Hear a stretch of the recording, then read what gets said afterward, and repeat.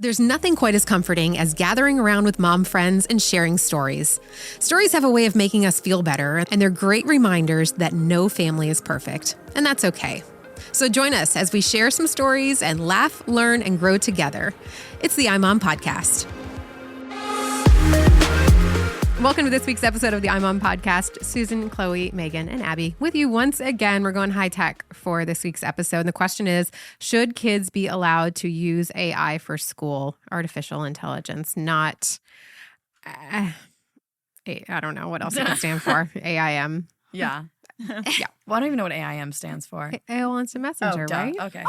Cut that out. Cut that She's out, too Mommy. young. She's too young to I know. was on AIM. I just didn't know what it stood Chloe's for. like, I only use TikTok. Yeah, okay. I was talking with a friend who has a teenager, and he said, my daughter used ChatGPT to write a history paper. And I saw her do it. And I said, I don't think you're allowed to do that. And the daughter's response was, everyone does it. And like my own son, I was posting something to sell on Facebook Marketplace. And he was like, you should use ChatGPT to write the listing. And I was like, okay, you do it. And he did it. The item sold like an hour later. I was like, it was amazing. It was so well done. I was like, this is awesome. I want to buy it. So, I mean, kids are using AI for all different things. Obviously, we know it's not just kids. It's business. It's all over the place. But it's hard to explain to them why using it for school could be problematic and like how to teach them just right from wrong when it comes to using it. And so today I want to talk through using AI, how to help our kids with it, and whether or not it is cheating. So first of all, let's talk about what AI is. There's ChatGPT, right? And then, but do you guys think that, and there's other ones besides ChatGPT now, but do you guys think that like Grammarly is technically AI? I feel like Grammarly is more just, checking grammar versus AI can generate pictures. It can write you an essay. You saw the guy that got in trouble for using it for his legal brief. Right. I mean, that got disbarred. So, I mean, I feel like AI is much more powerful than Grammarly ever would be. But think back to, I mean, like when we were first starting to use computers for school and they have spell check and people would always say, oh, well, you shouldn't use spell check because you're not going to know how to spell anything. And now we all use spell check all the time. So does that mean that it was wrong that we used it then? Or is it just a helpful tool? It's like caveman days. They learned how to start a fire by rubbing sticks together. Does that mean we shouldn't use a lighter? Do you need to know the principle in case you ever need it? I think that's the problem. Things evolve, and AI is a tool. I love it. I use it every day. Now, in education, I think we definitely need to have boundaries and parameters and teach children how to use it. But it is going to change education. It's going to jumpstart them in everything they do. And so you can embrace that and learn how to use it well, or you cannot, and the kids are going to sneak it.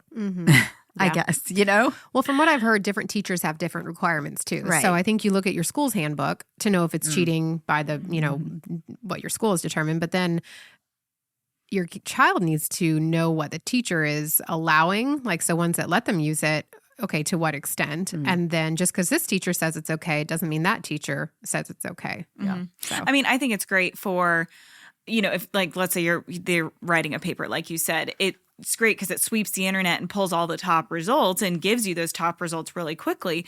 But if you take a paper verbatim off of ChatGPT or BARD or whatever, and someone else does the same thing, you're going to have the exact same paper. So you have to use it as a tool, but still be able to critically think with, based on those results and make it your own and make your own conclusion and whatnot. So is it the equivalent of having the Encyclopedia Britannica That's what I set was and like thinking, too. skimming, opening up the different pages? Is it the same? It's different in that it's really taking the intelligence of all articles on the web about that and morphing it into a summary. So it's like a machine that gathers everything together and gives you the most common answer from reading it. It's artificial intelligence. But also so it is a writes machine. it in a way that's very personable, not just like Yes. a Google search. And for example, Bard, I like to use Bard because it gives you 3 choices of how you want it to sound, you know? So, you know, your answer comes in and then you can choose this one, or this one. So it's fascinating and it's where we're going. And we have to know that this is where we're going and how can we go there well. And we actually have a grant to write something for Family First is going to be writing something and doing some research on this. How it will affect education in students. Well, yeah. So here's what concerns me. I think there's a hidden cost of letting our kids use it and just, you know, sweep the internet. And then even if they are not copy pasting that into their paper, they are still like not necessarily learning critical thinking or writing or processing information or formulating their own thoughts or starting from ground zero and going, okay, what's the first bit of information I'm going to need to learn about the Industrial Revolution? Like, where do I even start? And maybe they would have started by Googling Industrial Revolution and then gathering it. But like when you Google Industrial Revolution and you get to a website that looks like jinky, you're like, okay, well, maybe this isn't the site I'm going to use. Or they find stuff that looks like it could be false. You know, I feel like there's just something about using Bard or ChatGPT to gather information that is missing. They're missing something that is required in education, even in this high-tech education. So it's so interesting because I don't know enough in the education to be in the classroom, but I will say for my own personal use, it does teach you a discerning way to answer questions. Like when you put a question into Bard or ChatGPT, you get an answer. And I like to actually do both. Like I'll put it in both. And so you are kind of learning machine control and how to search for things in a different way versus you used to have to Google it and then look at who wrote and keyworded about it. So you're really, when you Google, you're basing your question, the answers are going to come out based on keywords you used in your question, where I don't know how to explain this, but in AI, it understands the whole question. Yeah. So it is this fascinating thing of just where we're going in the future and how this is going to make, again, everything we're doing, whether it's robotics or AI, we are speeding up the pace at which we can produce for those who can adapt their minds to what is being created. It does concern me for the digital divide between those who have and have not, because we're almost living, if you can go in your mind with me, in 2 realms of the world, the physical world and then the online, technical, unseen machine world. Yep. But I do think you still have to fact check it because, absolutely. For example, ChatGPT only goes up to, I believe, September 2021. So it can't do anything after that. And Bard is current and up to date, but it's not always correct. It's sweeping the internet, which is not always correct. So they have to, the kids have to be able to research it on their own and make sure whatever it spits out is actually accurate. Totally. I'll tell you a story for Bible Book Club, the other podcast I'm on. I was doing some research on, there's this tradition back in the ancient world of how they decided if someone was lying or not. They'd tie them up and throw them in the river. And if they floated and lived, they weren't lying. Wow. If they drowned, they were. So this is part of the Jordan River. This is part of the big deal about them crossing the Jordan River into the Promised Land. So anyway, I wanted to know more about that. So I put it in ChatGPT and they got it opposite. That if you lied, you floated and lived. Wow. And if you didn't. And I literally typed into ChatGPT, I think you have this backwards. And I typed out, you should live and that ChatGPT, I kid you not, responded, we are so sorry. You are correct. Wow. We had it backwards. Thank you for correcting us. Wow. It was crazy. I felt like I was talking to a person. I know, How humble of ChatGPT. It's so humble. So humble. So Uh-huh. humble. So you do have to fact check it. You have to know the difference. And that's where some kids are going to be extra careful and use several AI tools. Some won't. Side note, is that where like the Salem witch trials, is that where they got the... I don't know. I didn't make that jump. But didn't they see if the women like floated or sank or Probably. whatever? I wonder if that was connected. Yeah. In a junior achievement survey, students were asked their reason for using AI for schoolwork, and 22% said they believe it eliminates the need to acquire knowledge. So I think that, yes, it can be used and it can be productive, but I think that they need to go into it with a different mindset, not like a cheating mindset, but this is a tool that we need to learn how to use because we're going to be using it forever. So how do we make it work? And I think that's where the question part comes in, where a teacher can really challenge them. I see you got this answer by asking this, but this person over here got a different answer by asking this way. Right. So which one is right? How do you discern? Kids are going to have to be more discerning. Well, and I've heard some like professors, like a college level course, they would have the kids use some type of AI, and then they would have them like fact check it. Like, are these things that it spit out, is this correct? And is this accurate? And so they would kind of be learning, but I am wondering if it's going to help the misinformation. I feel like there is a generational divide on, around, for example, elections, things like that. There's so much misinformation on Facebook and the internet and social media and everywhere. So I am wondering if kind of just straight up Google searching goes a little bit by the wayside. People tend to lean into AI more, if that misinformation will dwindle a little bit because it will be sweeping the entire internet versus just getting one person's opinion. That's a really good point. I would hope so. But Unless there's too many people that believe in what I it, was that thinking. write about the misinformation. Yeah. And then AI is going to say, oh, Yeah, but the it would have majority to be say this. ranking because I think it takes from Yeah. like the top sources. So I'm just wondering if it will help cut down on that because it will be pulling the top results. Mm-hmm. I don't know. Here's hoping. Yeah.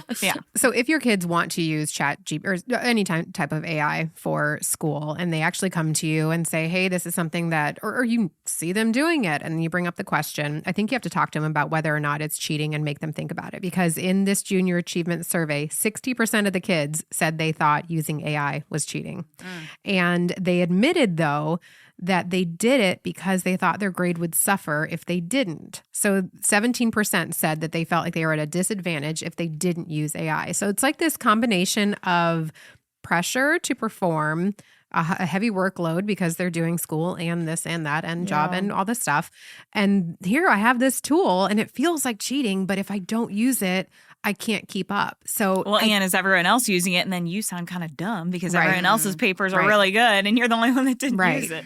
I do think there's, and again, I'd have to test this. So you're really making me think. But normally, when you put a basic question or even a complicated question into either one of them, Bard or ChatGPT, you usually get a summary at the top, paragraph, and then 3 or 4 or 5, 6, 7 points, and then a close. I have to wonder if a teacher creatively could say, okay, here's what you get. I want you to take a point and prove to me why you think this is one. So here's your 7 points.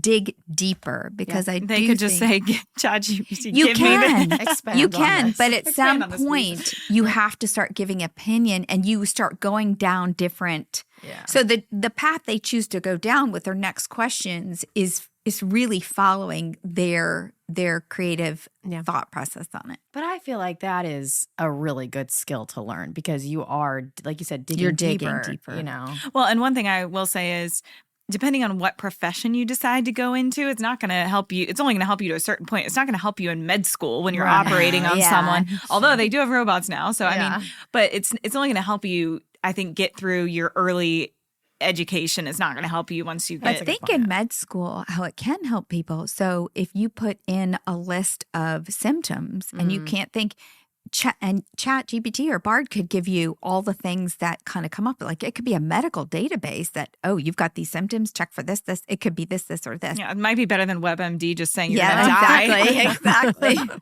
That's true. So I think that who was I talking to about this the other day? We were talking about the word authentic and how authentic is like just a really very popular word. I think it was after Riz and Swifty. Like, wasn't it one of the words of the year in 2023? I thought authentic. these were people you were referring to, Riz and Swifty. I'm like, are these new employees? She's been on maternity leave. She doesn't You had a remember. baby for 3 months and you're already out of the loop. I You're know, like, what is exactly. this? Who is Riz and who is Swifty? The words of the year. Riz and Swifty. And I think authentic was one of them. So how do you think kids reconcile using AI with the desire to be authentic? I think it just takes self-control to know, like, this is not where it ends. You know, this is a tool, this is a research thing, but at the end of the day, you still have to put your riz on it, you know? Or are they just different compartments? Like being authentic is my personality and my look and my attitude, but not necessarily my schoolwork. Yeah, and AI is where I go to learn faster. Yes. Doesn't necessarily mean it's my opinion. Yeah. Mm-hmm. And it's just- Authenticity is your opinion on what you learn. But like Yeah. plagiarizing, like say if you use Bard to write your paper, you're plagiarizing. If you just copy and paste, even though it's not someone else's actual writing, I think it is still Yeah. to copy and paste that. And But that's how it was when I was in college. People would copy and paste something from the Right, internet, like, right. and assume like that was good enough. You know, it's kind of the same thing. but there was no debate whether or not that was plagiarism. True. I think now there's a Yeah. debate on whether or not it's plagiarism. They say, well, this isn't written anywhere else. This is original content, but it wasn't written by them. So technically it is It is, plagiarism. But I think they defend it. huh? I feel like writing is the biggest. I mean, there's a lot of things it's going to affect, but I mean, you think about AI just for images. Like you can take an Yes. image and extend the corner or change It's the so background. creepy. You can even do it on Instagram now. Really? You can. Wow. There's a whole AI button now where you can change. You always get the updates before I do. She does. Well, Instagram, if you're listening, Aren't I want you the the so- updates too. I'm the social media I was manager. going to say, aren't you the social media Yeah, manager? come on. Meta, listen.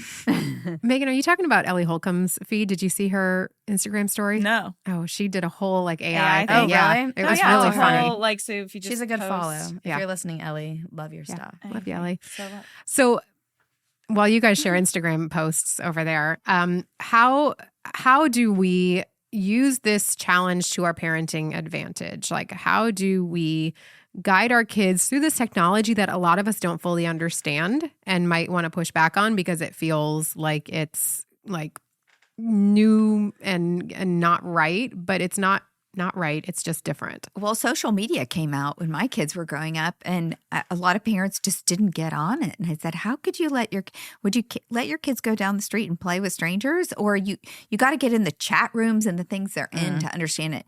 I think ChatGPT is the same thing, and Bard AI. We need to use it for recipes, whatever you do. Get on there and try it and understand how it works. Else, you cannot guide your child through it. Right. Well, it's kind of like you probably wouldn't have your child move out and go to college never having used a phone, like a cell phone right. or driving a car. So walking through these things with them can help them use it responsibly, I guess. Yeah. And make it a challenge. Hey, kids, how can you use this to your advantage and still stay within the rules, That's good. of life? Or asking them, do you feel like this preserves your integrity? And they might say yes. And you go, okay, well, then you're using it responsibly and fine. But if they go, I don't know, this feels a little gray, then you can chat with them about just what integrity is and honesty. And It's so funny. We had an engagement in our family this weekend, and my daughter wanted to use a real camera. So we borrowed one from the office, not a phone. She's a creative. She had that desire to use the good old handheld, whatever. And I think with AI, you're going to have those kids who don't like to write, that this is going to help. It's going to jumpstart their ideas. They're not creative. But those kids who really like to write and are good at it are going to still want to do the old-fashioned way. And that's creativity and that's art, we would love to hear your take on this. So make sure you chime in on Instagram. Yeah, and put your comments into AI and make them sound really good. That's a great idea. Thanks for listening. Thanks for listening to the iMom podcast. iMom is the motherhood program of the nonprofit organization Family First. Along with our fatherhood program, All Pro Dad, we exist to help you love your family well. Subscribe to our daily email, the iMom Minute, by going to imom.com/subscribe and get tons of great ideas, insight, and inspiration. The iMom podcast is hosted by me, Abby Watts, along with Susan Merrill, Megan Tigner, and Chloe Blumenthal.